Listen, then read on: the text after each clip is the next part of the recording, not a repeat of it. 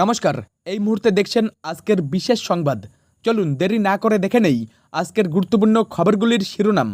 শুরুতেই দেশের রাজনৈতিক খবরে নজর রাখব। তৃণমূলের বড়সড় রদবদল, কল্যাণ বন্দ্যোপাধ্যায়ের ইস্তফা, লোকসভায় দলের নেতৃত্বে অভিষেক।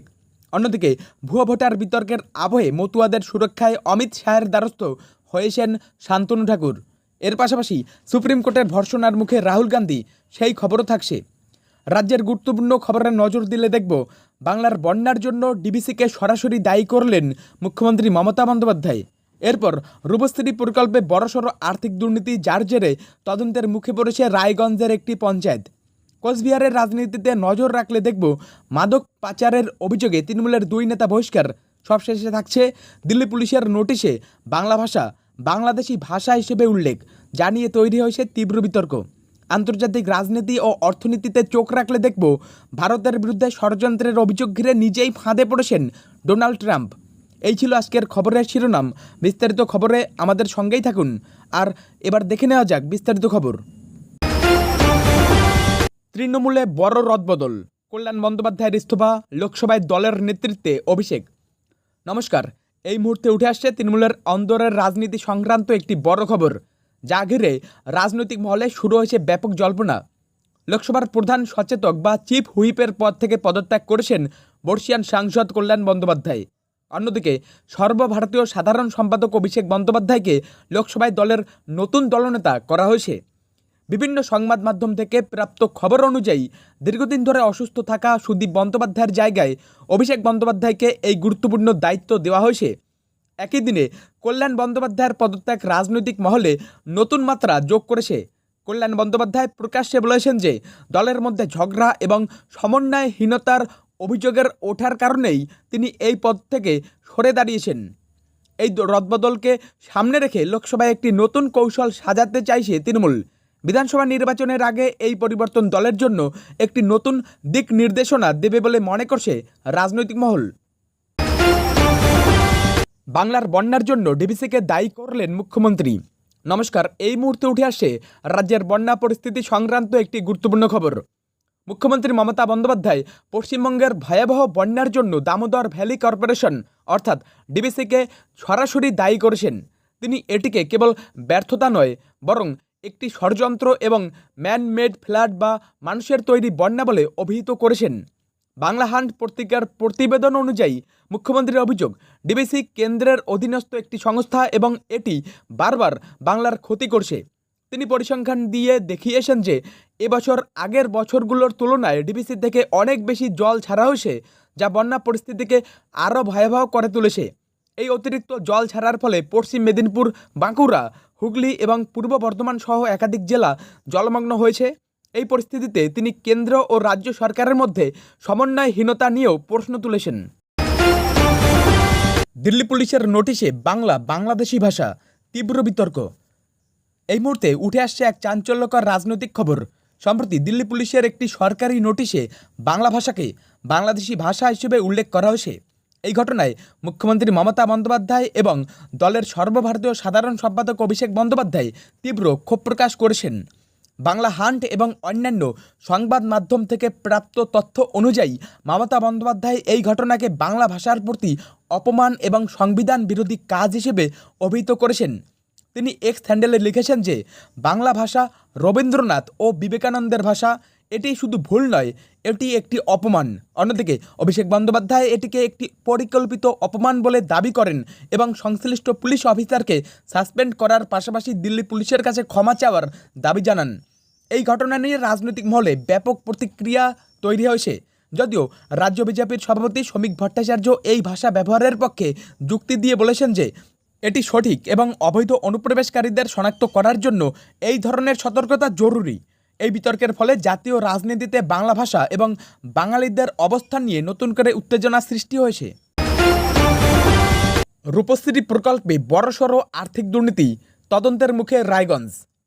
আর্থিকভাবে পিছিয়ে থাকা পরিবারের অবিবাহিত মেয়েদের বিয়ের জন্য রাজ্য সরকারের রূপশ্রী প্রকল্পে ব্যাপক দুর্নীতির অভিযোগ উঠেছে রায়গঞ্জ ব্লকের ফুলবাড়ি এক পঞ্চায়েতে।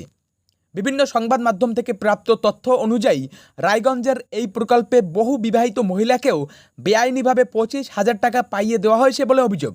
এই দুর্নীতির পেছনে একটি দালাল চক্র কাজ করছে, যারা প্রতিটি পরিবারের কাছ থেকে 5,000 টাকা করে নিত। এতে শতাধিক মহিলা প্রতারণার শিকার হয়েছেন বলে জানা গেছে।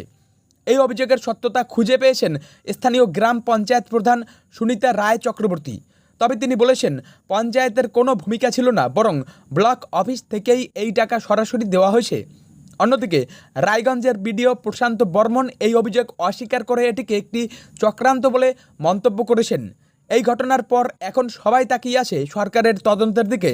দেখা যাক এই দুর্নীতির প্রকৃত সত্য কিভাবে সামনে আসে এবং দোষীদের বিরুদ্ধে কী পদক্ষেপ নেওয়া হয়। মাদক পাচারের অভিযোগে তৃণমূলের 2 নেতা বহিষ্কার। নমস্কার, এই মুহূর্তে উঠে আসছে কোচবিহারের রাজনীতি সংক্রান্ত একটি গুরুত্বপূর্ণ খবর। মাদক পাচার চক্রের সঙ্গে জড়িত থাকার অভিযোগে তৃণমূল কংগ্রেস তাদের 2 স্থানীয় নেতাকে দল থেকে বহিষ্কার করেছে। বাংলা হান্ট পত্রিকার প্রতিবেদন অনুযায়ী রাজ্য পুলিশের স্পেশাল টাস্ক ফোর্স বা এসটিএফের অভিযানে মাহফুজা রহমান এবং সেরাজুল হক নামের এই 2 তৃণমূল কর্মীকে গ্রেপ্তার করা হয়। তাদের কাছ থেকে নিষিদ্ধ মাদকও উদ্ধার করা হয়েছে।